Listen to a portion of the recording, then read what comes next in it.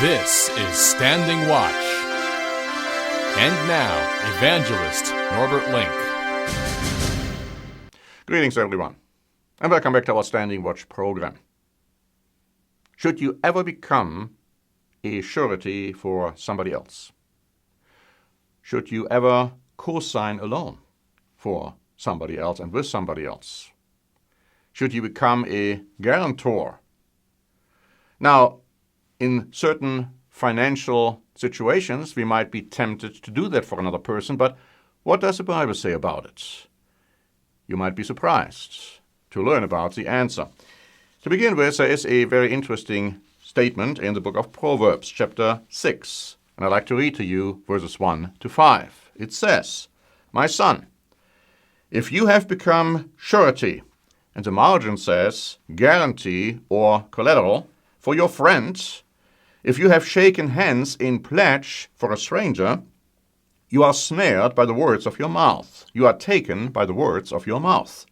So do this, my son, and deliver yourself, for you have come into the hand of your friend. Go and humble yourself, plead with your friend, give no sleep to your eyes, nor slumber to your eyelids.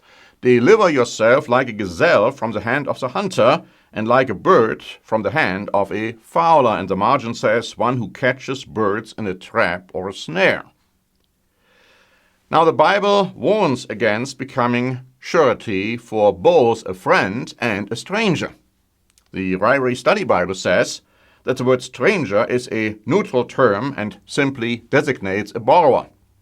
The Cincino commentary explains that the word stranger is identical with neighbor. So you see that the warning is against becoming surety for a neighbor, a stranger, and a friend. So Proverbs chapter 6 cautions us against becoming a surety for anyone. The Ryrie Bible Study or Study Bible says, "The master teacher warns against becoming liable for the financial obligations of another. The one solution he offers is, deliver yourself." The New Student Bible says, Proverbs warns against putting up security for a neighbor, something like co-signing a loan for a friend who doesn't otherwise qualify. Proverbs supports generosity, but not open-ended charity, in which the amount you must give and the timing are determined by circumstances beyond your control. Too often it leads to disaster. Fritz Rienecker writes in his commentary of the Bible, "The book of Proverbs warns strongly against becoming surety for another.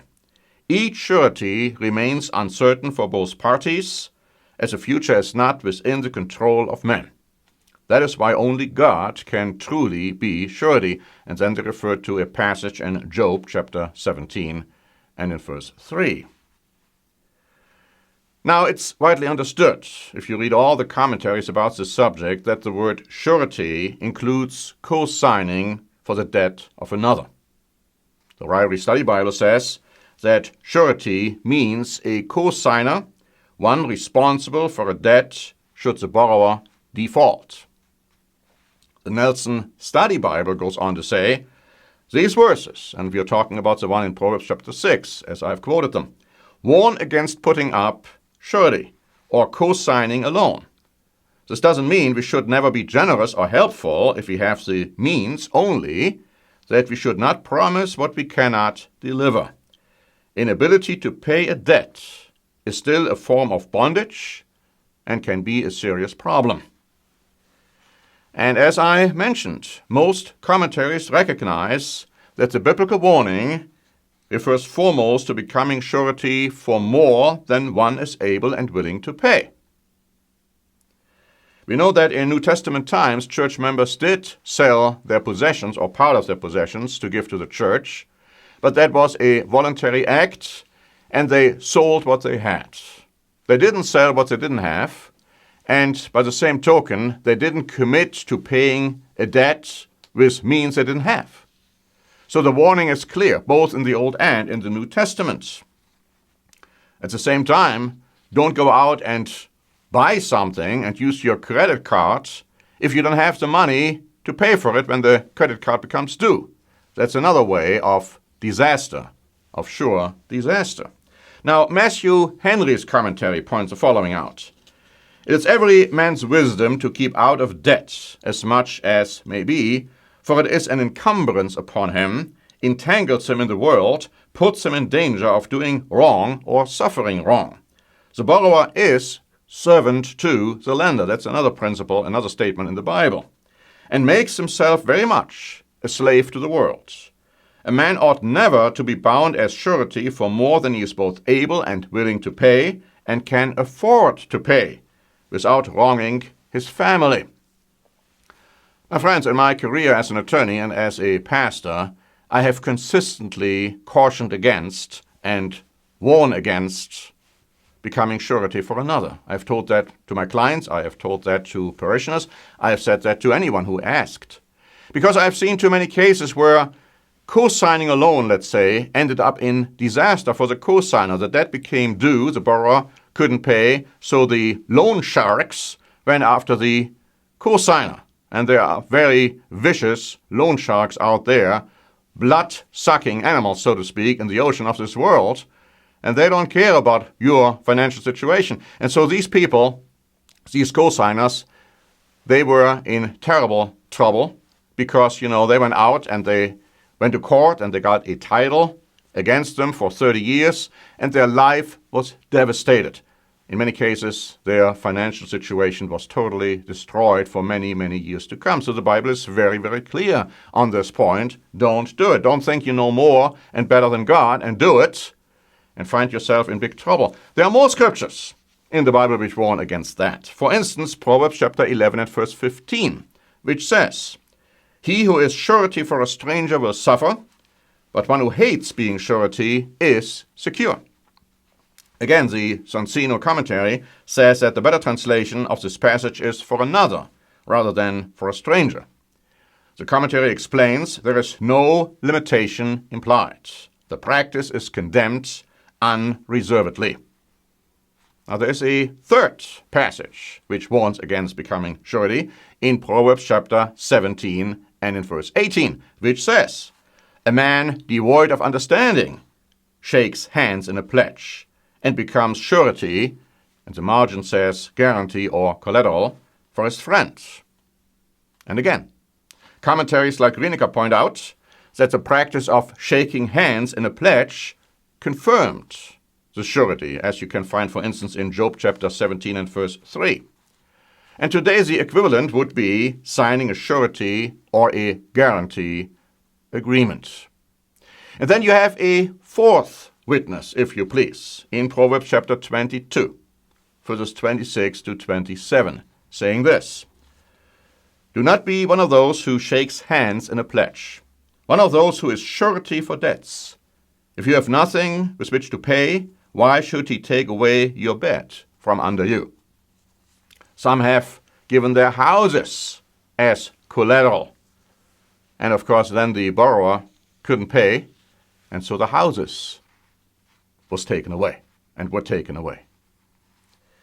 Sonsino remarks to this phrase I've just quoted, that for debts, in other words, don't become surety for the debts of another, for debts literally means for another man's loan. So the warning expressed is abundantly clear. We are not to become surety for the debts of another if we have nothing with which to pay at the time of the borrower's default, as we read in this passage, and we will be in deep trouble if that is our situation. Now, that's not to say, of course, let me just clarify this, that there should never be a loan co-signed by husband and wife. The reason is that husband and wife are no longer looked at two individuals, but as one. We have prepared a free booklet on happy marriages. The exact title is The Keys to Happy Marriages and Families. And I would encourage you to ask for a free copy because this booklet also goes into financial situations within a marriage, making sure that the marriage stays healthy and that financial problems are not the cause for a breakup of the marriage. But you see, you need to, even in marriage, understand the fact that you don't want to commit yourself to something which you ultimately are not able to fulfill. Sometimes we might be desperately willing to help another person who is in financial trouble. And of course, We should if it is within our means and if it is a wise decision. But the God of the Bible tells you it's not a wise decision to co-sign a loan, to become surety or collateral or security for the debt of another. There are wise decisions you can make so that you don't even get into a financial problem like that. Or if you are in one, how to get out of it. Now I know the next booklet I'm going to offer to you is not perhaps the most popular one. It's titled Tithing Today. Now many feel that tithing is no longer an injunction of God, that it might have been something in the Old Testament, but it's no longer valid for true Christians today. And because they have this attitude, they get into financial problems. You see, this booklet, which is also absolutely free of charge, will tell you and show you many examples where people have tithed and have become successful, and we dare to say because of it. Now, this booklet also talks about the attitude which we have to have in order to become, let's say, prosperous, or at least become blessed by God. Because, if you are tithing because of a wrong attitude, you can expect God to help you. But the principle is still clear. The principle is that we shouldn't become surety or a guarantor for the debts of others in most cases. Now, some have thought they can become a surety, and then, as I said, the borrower defaulted, and of course it caused a lot of stress, unnecessary stress, I might say, for the co-signer. It might have ended up in a stroke, in a heart attack, and God wants you to be saved and protected from these kind of situations. There are other things you might be able to do. But remember, you have no control over your future. Even when you sign or co-sign a loan, you don't know what tomorrow brings. You don't know whether in a year or 2 or 10 years from now you will have the money to sign and to pay what you have signed for. And sometimes it may be difficult to say no. Let's say a leader of your church comes to you and says, okay, well, do you want to give your house as a collateral because we need the money so that we can borrow some more money from the bank so that we can, let's say, make some necessary purchases? Just say no. Don't do it. Don't become pressured in that kind of a situation, because experience has shown that this is not the way to go. That is not the way God wants you to act. And a church leader, let's say, who is demanding this kind of thing is not acting in a godly way either. So please make sure you don't make the mistake which many people have made, which ended up in financial disaster and ruin for them. Please ask for a free copy of this booklet, Tithing Today. And also ask for a free copy of this booklet on happy marriages and families. Just write to us, send us your name and address, and we'll be happy to send these pieces of literature to you free of charge without any further obligation. So thank you very much for listening. This is Norbert Link for the Standing Watch program.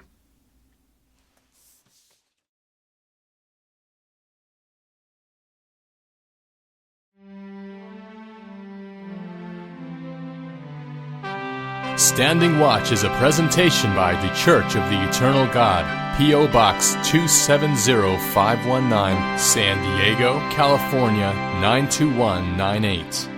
More information is also available at our website, eternalgod.org.